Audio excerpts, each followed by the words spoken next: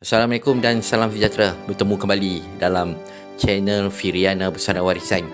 Okey, dalam video yang lepas kita telah ke Museum Taiping dan salah satu yang menarik perhatian kami adalah catur Melayu. Jadi video ni khas mengenai catur Melayu. Okey, kepada yang belum subscribe, jangan lupa subscribe.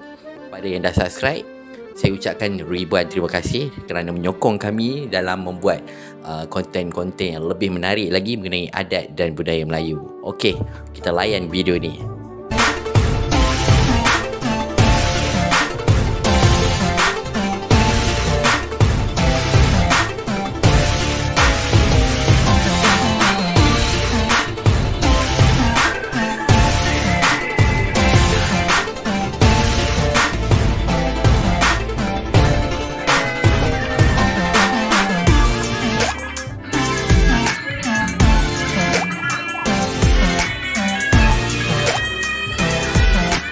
Okey, catur Melayu mungkin anda jarang dengar. Mungkin yang selalu kita dengar chess Inggeris, catur Cina, dam haji kan. Catur Melayu mungkin tak pernah dengar. Okey, catur Melayu ni wujud ketika kerajaan Langkah Sukapurba lagi. Jadi dia punya cara bermain dia berbeza mengikut suku bangsa Melayu itu sendiri. Dia ada di Riau ada cara bermain dia sendiri.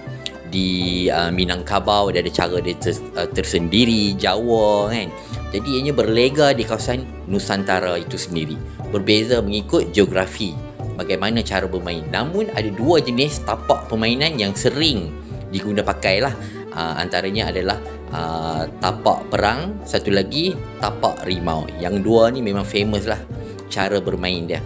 Jadi cara bermain catur Melayu ni kita boleh rujuk dalam satu video hasil daripada Dr. Hasanuddin. Dr. Hasanuddin ni beliau adalah penyelidik catur Melayu dari Arkib Negara Negeri Johor. Hebat beliau. Jadi di situ kita boleh rujuklah video cara-cara bermain dan adalah beberapa penerangan mengenai asal usul catur Melayu. Itu mengenai catur Melayu yang berlega di kawasan Nusantara lah. Yang kita ceritakan tadi tu. Adakah di tanah Melayu ni sendiri ada permainan caturnya tersendiri? Ya, ada.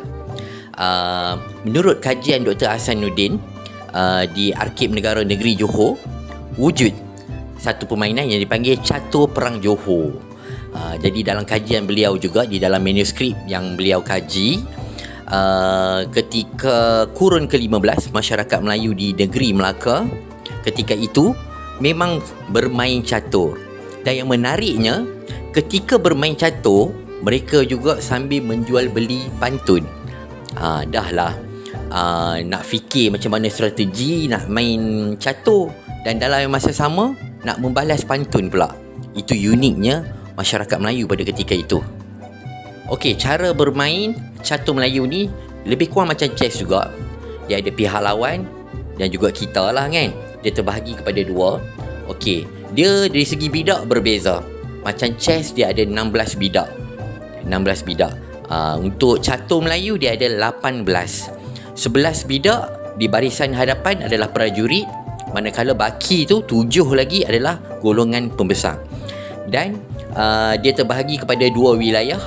Dia dipanggil wilayah Padang dan satu lagi wilayah Rimba. Wilayah Padang ni lebih kepada wilayah pertahanan lah, di mana tempat untuk bertempur ataupun tempat berperang. Manakala wilayah Rimba adalah tempat pertahanan.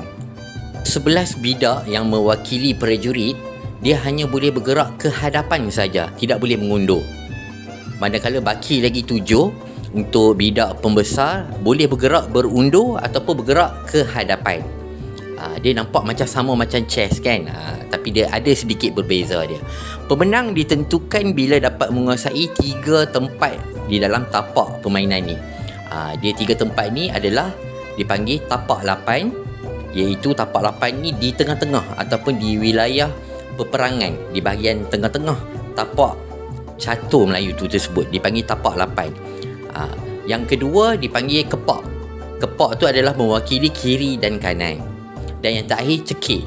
Cekik ni adalah tempat yang ruangan dia sempit menuju ke arah pertahanan pihak lawan ataupun kita panggil wilayah rimba. Jadi apabila kita menguasai ketiga-tiga tempat ini, maka kitalah dikira sebagai pemenang. Catur perang Johor juga tidak jauh berbeza dengan catur Melayu yang bermain di sekitar Nusantara juga. Fungsi utama juga tetap juga sama untuk mempertajamkan strategi peperangan reality. Terutama juga di era sejarah Johor lama, pembawah pemerintahan Raja Kecil Siak 1718 sehingga 1722. Jadi bukan sekadar permainan, ianya juga mempertajamkan akal fikiran dalam mengatur strategi untuk berperang. Okey, pada awal video tadi saya juga ada maklumkan dua tapak ataupun dua cara permainan yang sering digunakan dalam catur Melayu ni, walaupun banyak cara bermain dia kan. Tapi salah satu yang famous tadi adalah tapak harimau. Tapak harimau ni dia dapat nama tapak harimau sebab apabila bidak tu dia akan melompat apabila dia nak memakan pihak lawan. Dia menerkam seolah seperti harimau menerkam mangsa. Sebab itu dia dipanggil tapak harimau. Dan catur Melayu juga di setengah-setengah lokasi juga dikenali sebagai catur perang. Sebab strategi permainannya mirip ke arah seperti strategi berperang yang reality. Namun begitu, mengikut keadaan geografi juga, jika setengah-setengah kawasan Nusantara ni berada di pinggir pantai, di pinggir laut, ada orang panggil catur laut. Sebab dia bermain di tepi pantai, di tepi laut, di mana tapak permainan adalah dilukis di atas pasir.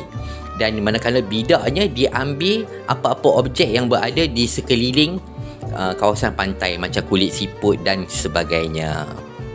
Adakah catur Melayu ni hanya dimainkan oleh golongan pembesar saja ataupun golongan bangsawan?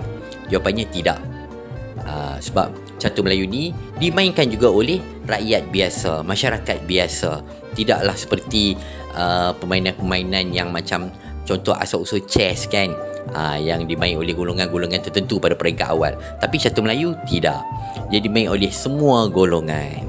Itulah serba sedikit info mengenai catur Melayu yang dapat saya kongsikan kepada penonton-penonton di channel kami. Moga ianya bermanfaat. Jika ada sebarang pendapat ataupun penambahbaikan daripada penonton, boleh komen di bawah. Okey, kita bertemu lagi untuk next video. Terima kasih kepada yang sudah subscribe. Kepada yang belum, jangan lupa subscribe dan menyokong kami untuk kami menghasilkan konten-konten yang lebih menarik, yang lebih bermanfaat. Okey, Assalamualaikum.